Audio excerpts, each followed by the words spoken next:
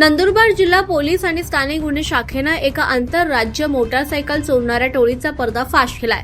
महाराष्ट्र, गुजरात, मध्य प्रदेश आणि थेट उत्तर प्रदेशातून दुचाकी लांबवणाऱ्या या टोळीकडून तब्बल 21 मोटारसायकली हस्तगत करण्यात आल्या। नंदुरबार जिल्ह्यात गेल्या काही दिवसांपासून मोटारसायकल चोरीच्या घटनांमध्ये लक्षणीय वाढ झाली होती।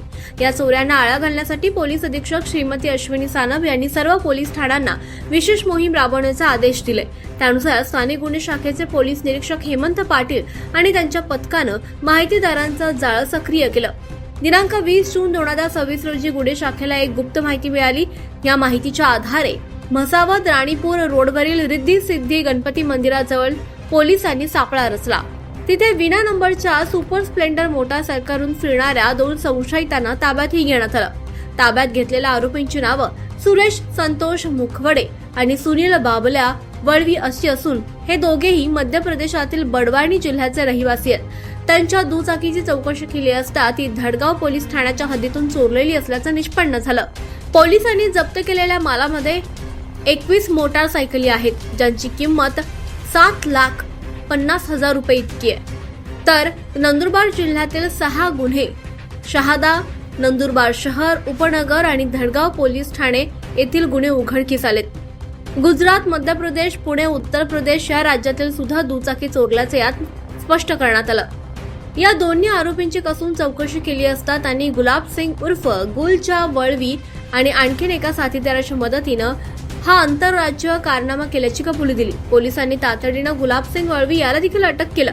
त्याच्याकडून एकूण 21 दुचाकी जप्त केल्या। या टोळीचे धागेदोरे थेट उत्तर प्रदेश आणि पुण्यापर्यंत जोडलेले असल्यानं पोलिसांकडून पुढील तपास अत्यंत वेगानं सुरू आहे। या प्रकरणातील एका फरार आरोपीचा शोध सध्या पोलीस घेत आहेत। पोलीस अधीक्षक अश्विनी सानप आणि अप्पर पोलीस अधीक्षक आशित कांबळे यांच्या मार्गदर्शनाखाली गुन्हे शाखेच्या पथकाने ही उल्लेखनीय कामगिरी बजावली आहे। या धडक कारवाईमुळे आंतरजातीय वाहन चोरांचे धाबे चांगलेच दण आणलेत। गुन्हेगारांवर अशीच कठोर कारवाई सुरू राहील असा कडक इशारा नंदुरबार पोलिसांनी दिलाय।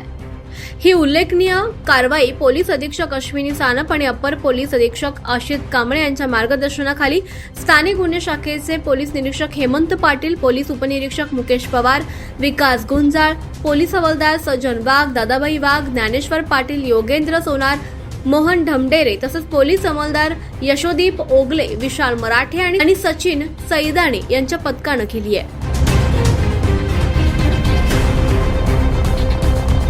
24 लाईव्ह महाराष्ट्र न्यूजसाठी योगेश पवार, नंदुरबार।